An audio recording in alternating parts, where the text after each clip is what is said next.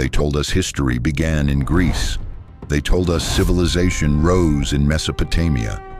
But what they never told you, what they never wanted you to know, is that Africa is where it all began. In this eye-opening documentary, we dive deep into the real story that science, archaeology, and anthropology have long confirmed. But mainstream education often ignores. Africa is the true cradle of humanity, from the oldest human fossils found in the Great Rift Valley to the groundbreaking genetic evidence proving all humans share African ancestry. We explore the undeniable truth that unites us all. But this story isn't just about ancient bones or dusty maps. It's about how the erasure of Africa's legacy has shaped global identity, race relations, and how we see ourselves today. This is the history class you should have gotten. So if you're ready to unlearn the lies and rediscover the origin of us all, hit play. Because the truth about Africa isn't just powerful, it's personal. Welcome to the Motherland. Welcome home. Why is Africa called the Motherland? It's a phrase we've all heard. It stirs something deep, something ancient. But have you ever stopped to ask why? Is it just a metaphor? Or is it something far more literal, something that shakes the very foundation of what we think we know about ourselves? They don't teach this in school, not the full story. They give you maps, flags, wars, and colonizers, but they rarely give you the heartbeat, the pulse that connects every human being on Earth back to one singular place. Africa. This story begins before names, before flags, before the lines on a map. It begins with breath, with bone, with fire and footsteps, the first footsteps of Homo sapiens ever to walk the earth. The truth is, Africa isn't just the motherland in a poetic sense. It's scientifically, biologically, historically, the literal origin of humanity. Every human alive today, no matter your race, nationality, or language, can trace their ancestral roots back to this sacred continent. The soil of Africa holds the oldest human fossils ever discovered. Names like Lucy in Ethiopia or the Tong child in South Africa aren't just archaeological footnotes. They are our ancestors, not metaphorically, literally. Geneticists call it the mitochondrial Eve, a single African woman from whom all modern humans descend, who lived over 150,000 years ago. And she's not alone. Every continent's populations carry DNA markers pointing back to the same origin, sub-Saharan Africa. But the term motherland isn't just about bones and blood. It's about belonging. It's about the origin of story, of language, of spirituality, of kings and queens, empires and philosophers. It's about the source of rhythm and melody, of invention and resilience. Africa is where humanity was born and where humanity first began to be human. And yet, despite all this, Africa is often misrepresented as a footnote in the human saga, portrayed as a continent in need, instead of the continent that gave. This video exists to correct that narrative, to answer the questions they don't want you asking. Why do we call Africa the motherland? What have they hidden? What truths connect us all back to her? Keep watching. What you're about to learn will change how you see history and yourself. The deeper scientists dig into the earth, the more undeniable the truth becomes. Africa is where it all began. This isn't speculation. This is hard, peer-reviewed science, and it has reshaped everything we know about our species. In the dry plains of East Africa, buried beneath millennia of sediment, lie the remains of the earliest humans. The Great Rift Valley, stretching through Ethiopia, Kenya, and Tanzania, has become a treasure trove of paleoanthropological discovery. It's here that scientists uncovered Lucy, a 3.2 million-year-old hominid who belonged to the species Australopithecus afarensis. Not quite human, not quite ape, but she walked upright. She is one of our earliest ancestors. And she is just one of many. The oldest fossils of Homo sapiens, our exact species, were discovered in Morocco. They date back over 300,000 years. That's not just old, that's earth-shatteringly ancient, long before the pyramids, long before writing, long before Europe even had civilization. Humans were living, thinking, and creating in Africa. Then there's the DNA. You can ignore opinions, but you can't ignore data. Human DNA carries genetic markers like breadcrumbs in a forest that lead us back to our source. Studies of mitochondrial DNA, passed from mother to child, show that all humans alive today descend from a woman who lived in Africa. Every person, from an Inuit in Alaska to a tribesman in Papua New Guinea, shares this genetic heritage. Scientists call it the out of Africa theory, and it's backed by an overwhelming amount of genetic, fossil, and archaeological evidence. It says that modern humans evolved in Africa, then began migrating across the globe roughly 60,000 to 70,000 years ago. They walked through deserts, jungles, and across land bridges to populate Asia, Europe, Oceania, and eventually the Americas. Africa wasn't just the beginning, it was the center, the womb of the world. Every continent was colonized by people who carried Africa within them, in their bones, in their blood, in their breath. So when we say motherland, it's not a metaphor, it's science, it's history, it's truth. And that truth changes everything. If humanity was born in Africa, then civilization, organized life, cities, writing, and governance also took its first breath there. Before Rome, before Greece, before the so-called cradle of Western civilization, there was Africa, and at its heart, water. Rivers gave birth to empires, and the greatest of them all was the Nile. Along its life-giving banks rose Kemet, what we now call ancient Egypt. But Kemet wasn't just pyramids and pharaohs. It was a center of knowledge, architecture, medicine, astronomy, and philosophy. This was no primitive desert kingdom. This was a highly advanced African civilization that inspired the world. Even the Greeks admitted they learned from it. Herodotus, the Greek historian, wrote that Egypt is the gift of the Nile. What he didn't say is that Kemet is the gift of Africa. Travel further south and you find Nubia, Kush, and Aksum, kingdoms with their own queens, armies, and towering monuments. The Nubians once ruled Egypt as the 25th dynasty, uniting the Nile Valley under Black African leadership. They built pyramids, over 200 of them, even before the Romans had paved their roads. Westward, we enter the golden era of Mali and Timbuktu. In the 14th century, Mansa Musa, the emperor of Mali, became the richest man in human history. His wealth so vast it destabilized entire economies. But it wasn't just about gold. Timbuktu housed libraries, universities, and scholars who debated science, medicine, and law. While much of Europe was deep in the Dark Ages, Africa was a shining light of knowledge. In southern Africa stood the mysterious Great Zimbabwe with its massive stone structures that baffled European colonizers. They couldn't believe Africans built them, so they tried to erase it from history. But the walls still stand, and they whisper the truth. Civilization is not exclusive to Europe. It didn't originate in the West. In fact, much of what the world considers civilized began in Africa, and cities with streetlights, irrigation, math systems, and moral codes long before other continents caught up. So when someone asks why Africa is called the motherland, tell them this: because she didn't just give birth to people. She gave birth to cities, to systems, to societies, to greatness.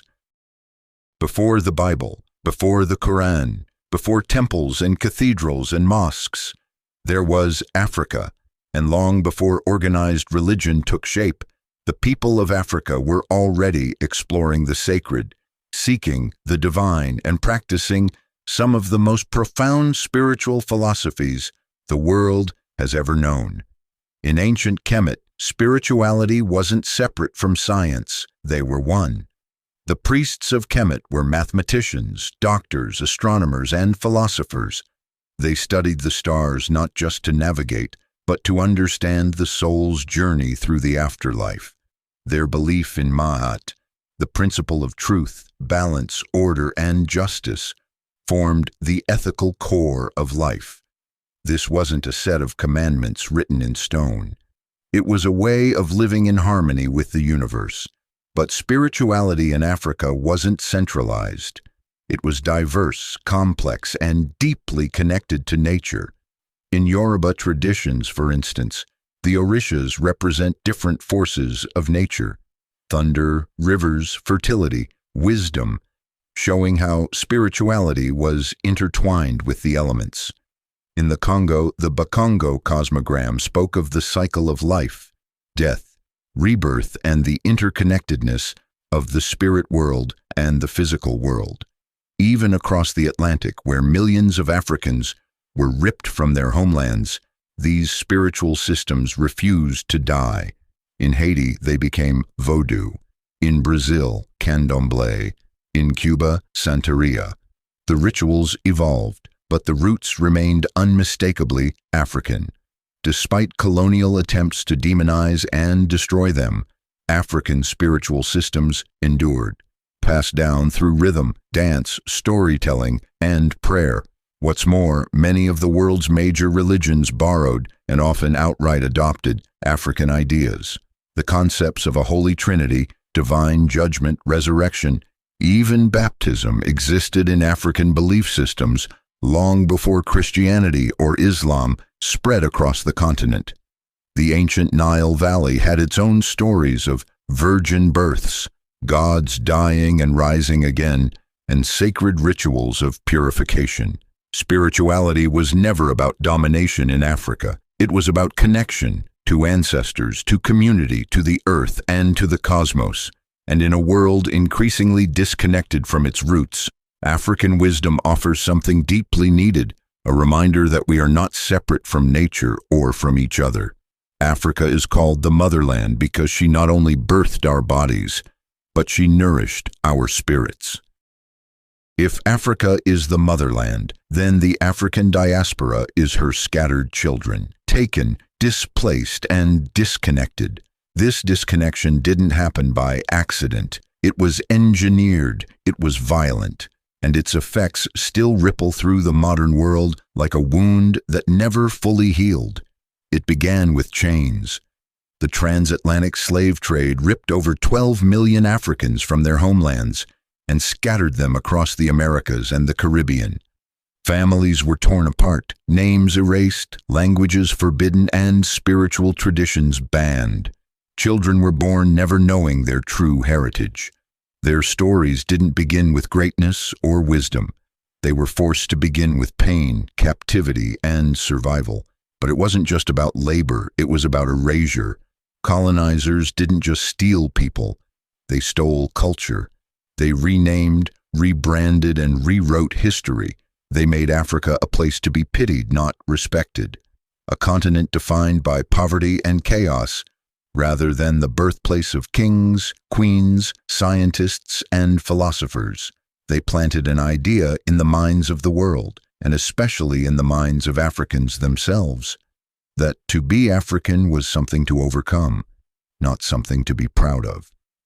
This cultural amnesia was global. In classrooms from Paris to New York, African history was either ignored or distorted. Hollywood reinforced stereotypes. Museums filled with African artifacts never told the full story of their origins. Meanwhile, African descendants in Brazil, the United States, the Caribbean, and beyond were left asking, "Where do I come from?" Yet, despite this severing, the connection never fully broke.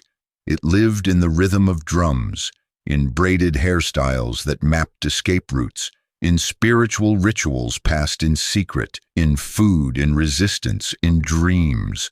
The diaspora carried Africa inside them, even if they didn't always know it. Today, we are seeing a new awakening, a reconnection. With DNA testing, people of African descent are tracing their roots back to Ghana, Nigeria, Senegal, and beyond.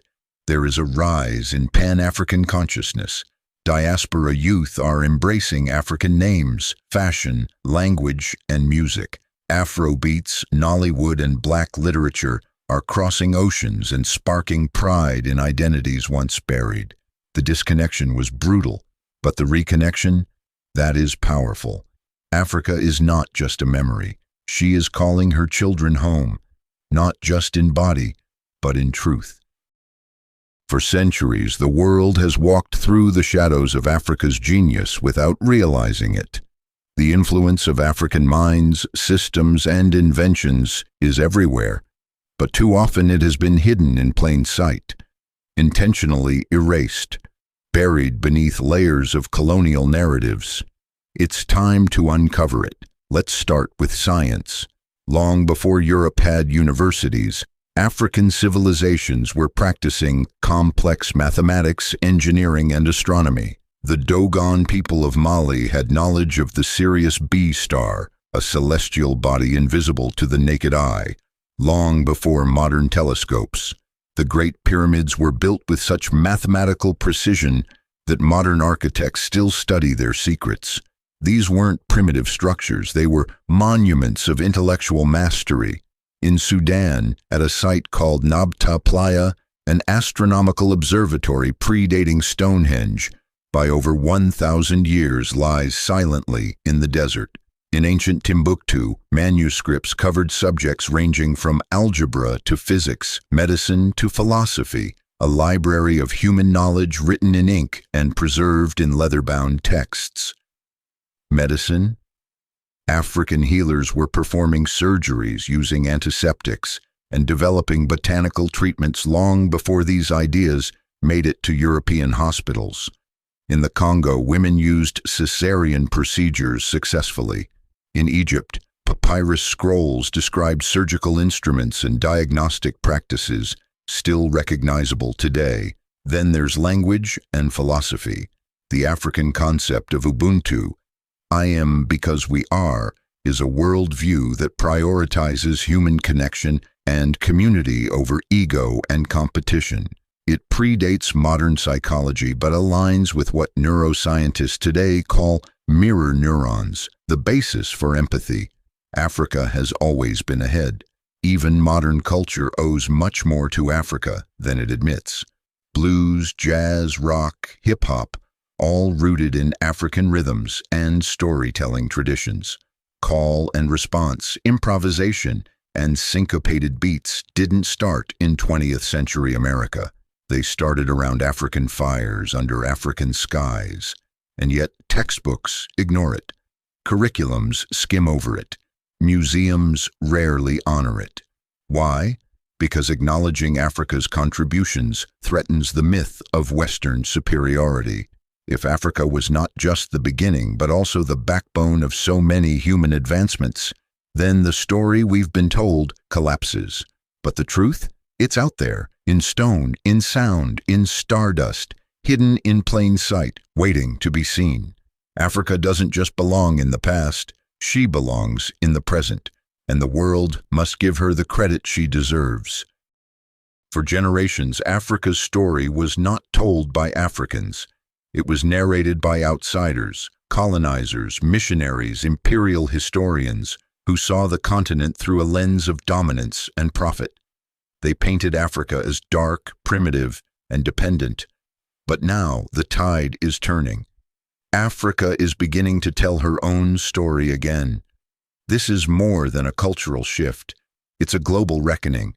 Across the continent and in the diaspora, a movement is rising.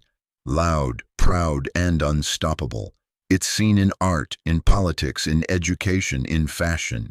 Young Africans are reclaiming indigenous languages, wearing traditional hairstyles with pride, studying pre-colonial history and challenging Eurocentric narratives head-on. Pan-Africanism, once dismissed as a dream, is resurging with new fire.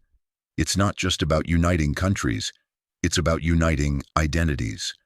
From Ghana's Year of Return that welcomed African descendants home, to grassroots movements across the diaspora calling for reparations and decolonized education.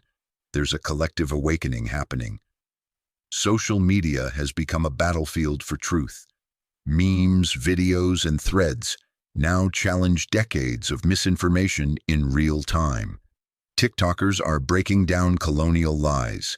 Instagram creators are spotlighting forgotten heroes. YouTubers are reconstructing African histories erased by textbooks. No longer passive consumers, the youth are curators of culture and history. Academics are joining the front lines too. Scholars are unearthing archives, translating ancient manuscripts and validating oral histories long dismissed by Western academia. In universities across the globe, African studies is no longer a niche. It's a necessity. The narrative is shifting, not from above, but from within. But perhaps the most powerful reclamation is internal, psychological. It's the moment a young African woman sees her skin, her name, her story, not as a burden, but as a crown. It's the pride in a child learning that his ancestors built empires, mapped stars, and birthed civilizations. It's the realization that being African is not something to escape. It's something to embrace. Africa is not asking for permission to be seen. She is stepping into the spotlight on her own terms. The world is finally listening, but Africa is the one speaking now.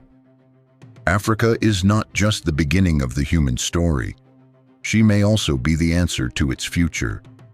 In a world spiraling through climate crisis, economic disparity, identity confusion, and cultural fragmentation, the motherland is rising not just as a symbol of origin, but as a beacon of possibility. Look closely and you'll see it. Africa is young. With over 60% of its population under the age of 25, the continent is bursting with energy, ideas, and innovation. Tech hubs are emerging in Lagos and Nairobi. Startups are solving problems Silicon Valley can't even imagine. Youth-led movements are shaping politics, policy, and progress. Africa isn't lagging, it's leaping, and she's doing it her way, not by mimicking the West, but by redefining success through African values, community, sustainability, resilience, and spiritual balance. In many parts of Africa, people still live by the rhythms of the land. They value elders, honor ancestors, and measure wealth by relationships, not just riches. These aren't outdated customs. They're ancient blueprints for surviving the future. Culturally, Africa is shaping the global narrative. Afrobeats is topping charts. African designers are gracing runways. Nollywood is breaking into mainstream cinema. Writers, poets, and philosophers from the continent are being translated, studied, and celebrated worldwide. What was once mocked is now mimicked. What was once silenced is now sung.